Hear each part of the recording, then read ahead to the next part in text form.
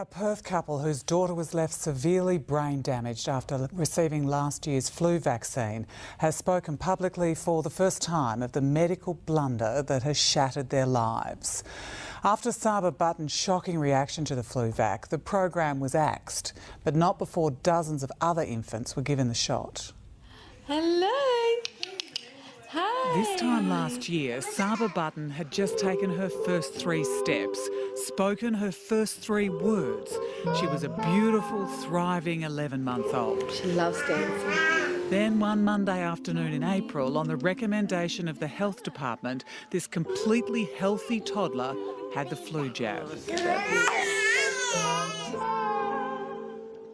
The happiness and the easygoingness of our family has been destroyed. Saba had her vaccination at around 12:30 that day, went home and seemed to be fine throughout the afternoon.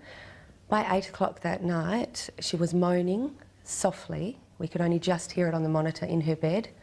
She had a temperature of 40.2 degrees. She was totally despondent and listless.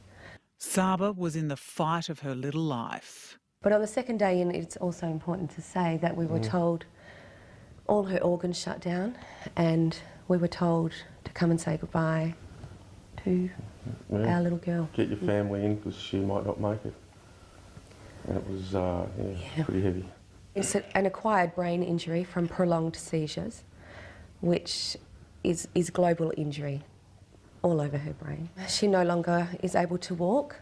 She's no longer able to say the words mama, dada and nana that she had prior to this happening. She can no longer eat by mouth. In 11 months, we have been in and out of hospital 11 times. It's Dada. Such a beautiful baby, but a very, very different baby. What makes this so desperately sad is it could have been prevented. The health department knew there had been some terrible reactions to the flu vac, but didn't issue a warning. No, not at all. And since doing further research, we found out that at PMH 111 children presented in ED, and even that alone, without the collation of anything else around the state, should have been enough for alarm bells to be set off. So they knew, but they didn't tell anybody. Those inside the medical profession knew that these adverse reactions were occurring, and very sadly, nothing was said to the public to help us look after our children.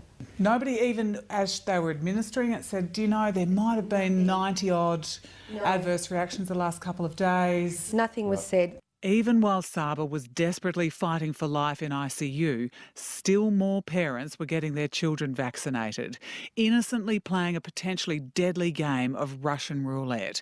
It was 2 more days before the flu vac program was stopped. This was a new type of flu vac, one which mixed in the swine flu.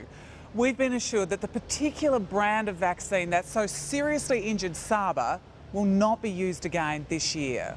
One of the reasons we're talking to you today is that we want to make sure this doesn't happen to someone else's kids. Yes. Because it just shouldn't happen. Wasn't meant to be like this though, was it? No. No.